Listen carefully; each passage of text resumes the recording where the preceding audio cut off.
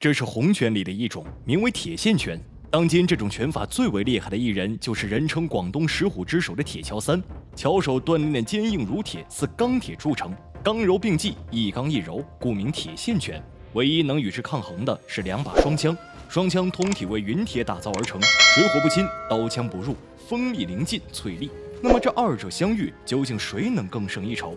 这两个飞贼真是胆大包天，趁夜色闯入女子房内，引来了正在打更的王安和瓜四。飞贼见二人破坏了自己的好事，便手持铁环与几人动起手来。见不是对手，王安就开始敲锣摇人了。大家纷纷跑出来阻拦飞贼。眼见人越来越多，飞贼便打算撤退了。大家虽然很勇敢，但是似乎并不管用。这俩飞贼的功夫不是一般的好，即使被木板击中头部，也毫发无伤。瓜四自幼跟着师傅铁锹三练习洪拳。可是对上这飞贼依然是不够看的。此时瓜四的师傅铁锹三出现，铁锹三被称为广东石虎之首，只用铁线拳无人能敌。飞贼心知铁锹三的厉害，急忙跳上房顶，打算逃之夭夭。可铁锹三哪能让他们如愿，抄近路截住了两个飞贼。三人在房顶上打斗，在铁锹三的攻势下，刚才还耀武扬威的飞贼落入下风，没过几招就差点被打落房顶。铁锹三赤手空拳对战他的大铁环，反手就地取材，给了飞贼腿上一刀。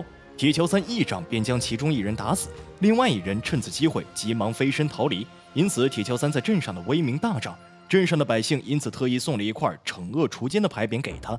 只是有人的地方就有江湖，铁锹三此次大出风头，引起镇上另一位乡士莫天的嫉妒。铁锹三的徒弟瓜四家里是开米仓的，而莫天开的米铺本身就是生意的对头。见对方在镇上的威名越来越大，莫天便想打压对方的气焰。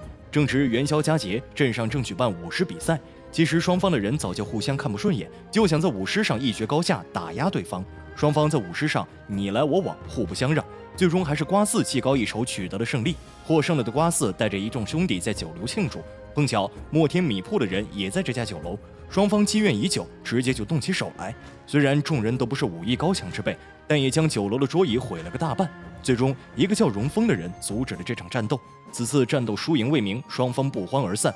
荣峰正是米铺的郑教头认识的大哥，此次前来是想和莫天合作开烟馆。莫天虽然也知道大烟不是好东西，但是毕竟这财帛动人心呐，最终还是点头答应了此事。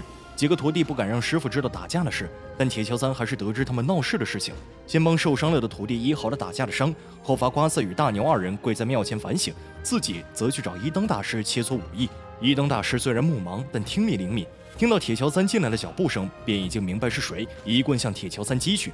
铁锹三不慌不忙，拿起旁边的长棍还击。一灯大师的5点梅花棍登峰造极，一记回马枪迫使铁锹三连连后退。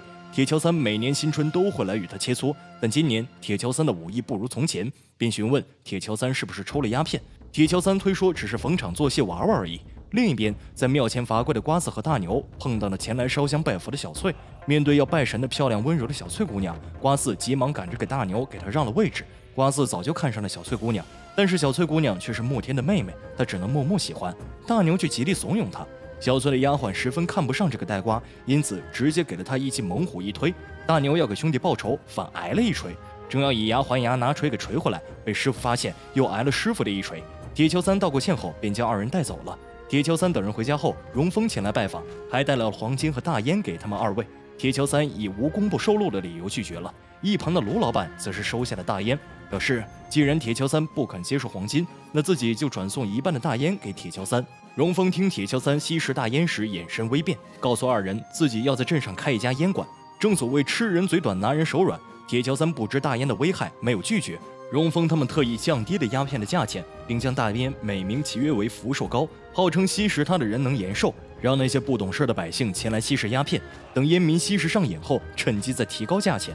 时间一晃2月过去了，瓜四发现王安吸食鸦片上瘾，连老婆孩子的饭钱也拿去吸了烟。为了给他们一个交代，就去找王安。瓜四一怒之下闯进烟馆赶走他们，砸生意就引来烟馆郑教头的不满。瓜四撂下话，不准伙计们再来烟馆，谁再敢去烟馆吸烟就开除谁。郑教头手持短棍拦住了瓜四的去路。瓜四谨记师傅教诲，本不愿意惹事，可是郑教头根本不愿收手。既然如此，那瓜四也只好露一手看看。毕竟铁锹三对这个徒弟要求很严格，正所谓严师出高徒，这时候就看出来了。很快，郑教头在他手下就败下阵来，这也让郑教头就此记恨上了他们。伙计们无精打采，干活也慢吞吞的。瓜四实在是受不了他们这样萎靡，跟师傅和父亲告状，让他们管管。第二日，铁锹三和卢老板前来查看，发现情况根本不是瓜四说的那样，干活的工人分明是个个精力饱满，训斥了瓜四一番，二人便先行离开了。等铁锹三走后，工人便露出了真面目，正是之前逃跑的飞贼带领的人。他此次来就是为了取走瓜四的性命。这部《洪拳大师》上映于1984年，本片由唐家导演，著名武侠小说家黄英编剧，影帝狄龙主演。狄龙已现老态，但演技却是精彩多了。1984年的邵氏也在没落，这部电影和70年的电影没有什么进步。再看看周围，嘉禾已经突飞猛进，新一城跃跃欲试，香港电影的新浪潮时代已经来临。但是1984年的邵氏还是暮气沉沉，唯一亮点就是片尾陈官泰双枪战狄龙。还有网友调侃该片为功夫禁毒教育片之麦德罗密欧与流血华丽叶。片子虽然老，但是天映的修复加蓝光的画质真的很赞。好了，让我们回到电影的本身。贼人当即与瓜四他们动起手来，这个光头看上去就不好招惹的感觉。瓜四和飞贼也在另一边单打独斗，虽然基本功很扎实，但敌人也不弱，很快就在飞贼脚下败下阵来。眼看瓜四坚持不住就要葬身敌手，铁锹三此时突然破门而入，直接冲上前去与这帮贼人动起手来。1对多，铁锹三照样也是游刃有余。反派就是反派，超级家伙围殴铁锹三，可惜都不是对手，只好跪下连连磕头。为了感谢铁锹三及时赶来相救，瓜四特意做了人参炖鸡孝敬师傅，趁机提出让铁锹三教导自己武艺。瓜四直言铁锹三的力气已不如从前，真心劝诫师傅戒烟，但师傅不以为意。过去一段时间后，烟馆图穷匕现，将大烟的价格提了上来。米仓伙计王安此时已经染上了烟瘾，将家里的钱全部拿去抽大烟，完全不顾及家中妻儿无米下锅。等瓜四他们买了饭菜来到王安家时，发现孩子被喂了药，老婆也上吊了。王安受不了眼前的场景，选择了自尽。瓜四怒火冲天，本想回去找师傅商量，可回来后却发现铁锹三也在抽大烟，一怒之下抱着火油去烟馆里面撒，点火前让这些大烟鬼都赶快滚出去。可是大烟鬼们早已经是行尸走肉，瓜四气急，一把火就这样烧了起来。荣丰这个大恶人听闻动静赶来阻拦，瓜四一人不是荣丰的对手，节节败退。小翠担心瓜四的安危，来找铁锹三，告诉他瓜四的去向，让他快去救人。而荣丰这边见到铁锹三后丝毫不惧，因为他知道铁锹三已经被大烟耗干，功力肯定大不如前，不再是他的对手，便手持2把短枪挑战铁锹三。而事实也正是如同他所料一般，铁锹三因为吸食鸦片导致气息不稳，精力不如从前，没过几招便落入下风，即使手持武器也依然处于下风之中，甚至连手指都开始微微颤抖。这种状态下，他自然不是荣丰的对手。瓜四抱住荣丰叫他出手，可此时的铁锹三连刀都已拿不稳，只能眼睁睁地看着徒弟被荣丰打死。荣丰看到这一幕，哈哈大笑，得意至极，认为铁锹三已经没有威胁，懒得杀他。瓜四临死前请求师傅一定要戒烟，铁锹三愧疚不已，点头答应了他。徒弟的离去让铁锹三痛心不已，下定决心一定要把烟瘾给戒掉。随后找到一灯大师帮忙戒掉毒瘾，一灯大师为铁锹三准备了药酒，打算用酒来压制烟瘾。可此时的铁锹三已经中毒太深，单靠药酒根本无法帮他戒掉毒瘾。一灯大师又为其准备梅花桩阵，打算让他行气运功来抵抗毒瘾。只见铁锹三手持酒坛在梅花桩练功，可此时的他脚步轻浮，没走几步就倒在木桩上。一旁的大牛认为师傅那么孱弱，就是因为没抽大烟的缘故，只要有烟便能让师傅恢复功力。小翠便趁夜回家拿到了莫天的钥匙，将大烟送到了大牛的手里。可是，在走时一不小心被莫天发现了，莫天担心他把烟给铁锹三便抢夺，小翠一不小心跌到楼下，当场身亡。大牛捂嘴，泪眼婆娑看着这一幕，找到铁锹三，将大烟给他，让他用上，并告诉他这是拿小翠的命换来的。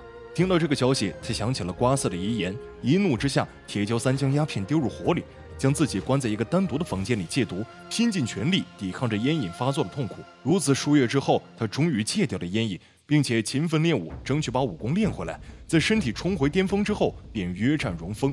这一次他再无约束，一棍击飞了荣丰。荣丰阴险狡诈，明白自己不是对手，早已埋伏了2个手下，伺机而动。